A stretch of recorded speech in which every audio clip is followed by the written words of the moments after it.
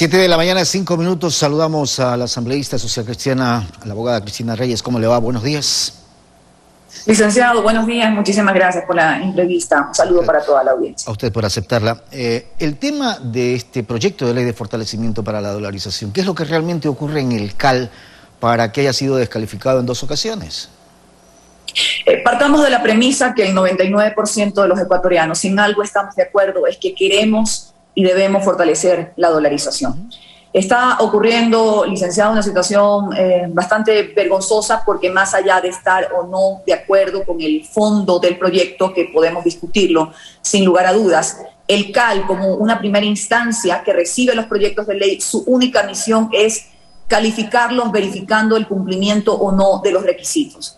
Y el proyecto, les guste o no a algunas personas, cumplía con los requisitos legales y constitucionales. Es decir, debíamos darle paso a la discusión, a la argumentación, al debate, para allí sí exponer los puntos que nos preocupan, en los que estamos a favor o en contra de este proyecto, que son reformas al Código Orgánico Monetario y Financiero. Pero se ha conformado sorprendentemente una mayoría en el CAL que antes aprobaban monstruosidades, porque ahí sí habían temas constitucionales de fondo muy peligrosos, como la ley humanitaria que ellos aprobaron, por ejemplo, y no dijeron absolutamente nada. A mí lo que me parece que aquí están de por medio fines políticos, coyunturas electorales, y es por eso que descartaron el proyecto diciendo que adolecía de vicios constitucionales, cuando nosotros no somos una etapa de control constitucional. Usted, que es una mujer de derecho, me agrada escuchar eso, porque cada vez que lo he consultado les he dicho a quienes he podido entrevistar sobre este tema que el CAL no tiene la función más que netamente de saber que si los requisitos están o no están de acuerdo a lo que establece la normativa, y que pase al Pleno, y que el Pleno o la comisión correspondiente, y que esa comisión, a través de su informe, o el Pleno de la Asamblea en su segundo informe, diga o analice si es constitucional o no, pero no tienen esa función.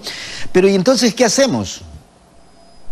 Mire, ahora se han inventado unas mesas técnicas. Se supone que ese proyecto está ahora con delegados que hemos enviado a los asambleístas. Estos, no sé en qué parte de la ley establece estas mesas técnicas, junto con el Ministerio de Finanzas. Mire, licenciado, yo puedo despreciar profundamente a este gobierno y algunas prácticas realmente indolentes, como la ausencia de un plan de vacunación o uno con privilegios para los palanqueados, un manejo deficiente de la emergencia sanitaria, que lo hemos criticado, que lo hemos cuestionado.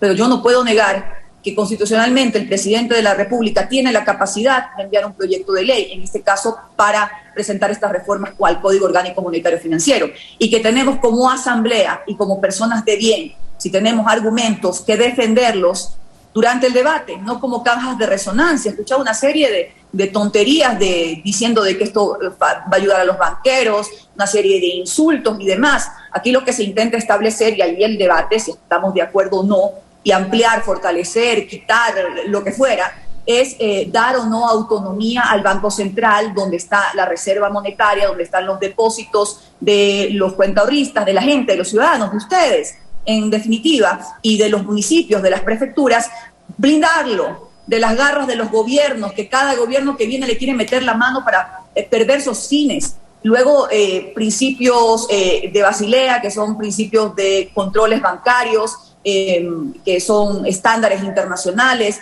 que también incluye el tema de la inclusión financiera, que es tan importante ahora, y para las personas, para los emprendedores. No se ha dado, ni por parte de la banca pública o privada, el suficiente capital para que la gente pueda recuperarse de esta recesión económica producto de la pandemia y de un pésimo gobierno. En fin, la discusión estaría abierta al debate, pero hay un grupo que creo que están volviendo al redil del cual fueron originarios. Al final del día, este gobierno es la consecuencia del anterior, de la Revolución Ciudadana, y se han inventado una serie de etapas para no discutir el proyecto. Yo me temo, licenciado, que hay muy poco tiempo, salvo que lo presenten ya.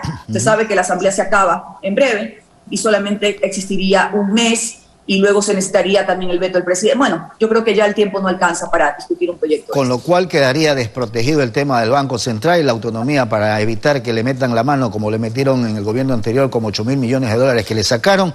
Va a quedar ahí, ¿eh?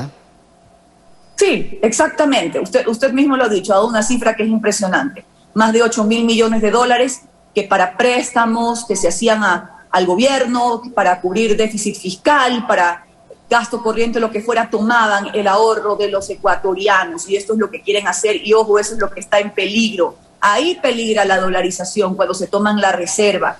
Y claro, yo comprendo, licenciado, en estas dificultades que pasan millones de familias ecuatorianas que no han tenido a las ayudas económicas, ni el crédito, ni nada por parte de este gobierno inepto que gracias a Dios ya se va, no ha tenido el apoyo correspondiente. Una promesa clientelar de dar $1.000 a las familias, que sí, cierto es, en otros países, pero no tomando la reserva monetaria. En otros países, con el ahorro suficiente, con la contingencia suficiente, se ha dado el apoyo correspondiente a los ecuatorianos para reactivar el consumo. En el concepto estamos de acuerdo.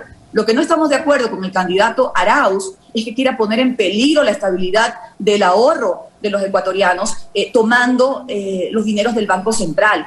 Entonces, bueno, en fin, la discusión podría haber estado abierta. Yo sí creo que es responsabilidad de la Asamblea que viene el dotar de esta autonomía administrativa, financiera, distante de los gobiernos mañosos, esa posibilidad, hacerlo para evitar que le metan la mano a los recursos. Abogada, quería tratar solo el tema de la dolarización, pero sí me quisiera saber cuál es su posición, y usted ya lo nombró hace un ratito, por este tema del sistema de vacunación en nuestro país. ¡Qué terrible! O sea, si ya se robaron la plata con los insumos médicos en plena pandemia, con las fundas para cadáveres en plena pandemia, yo no sé qué es lo que está pasando en este país, que no hay un verdadero programa de vacunación y aquellos que se han vacunado son privilegiados. Así hay que decirlo y de frente. Estamos viendo, licenciado, una mezcla de antivalores, te lo he mencionado, corrupción, de ineficiencia, de poca empatía, bueno, de una irresponsabilidad sin límite.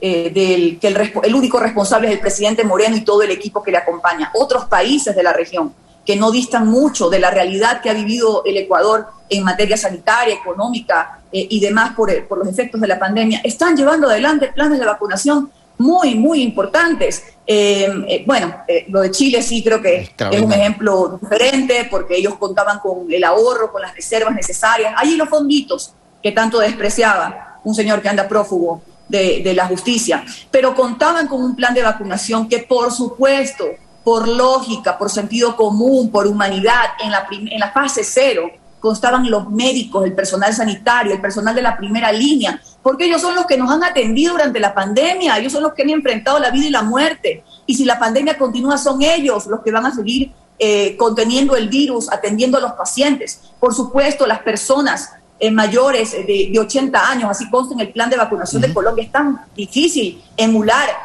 las cosas que se hacen bien, y por supuesto también han tenido el mismo tiempo para hacer las negociaciones con las farmacéuticas para poder adquirir un número significativo, en este caso para 17 millones de ecuatorianos. Lo han hecho todo mal, y encima las poquísimas dosis que han traído han servido para el palanqueo, han servido para vacunar a gente que no tiene nada que ver con el tema sanitario, generando, por supuesto, una reacción y una indignación absolutamente comprensible en la ciudadanía ecuatoriana. Abogada, quiero agradecerle por haber estado con nosotros esta mañana. Buen día.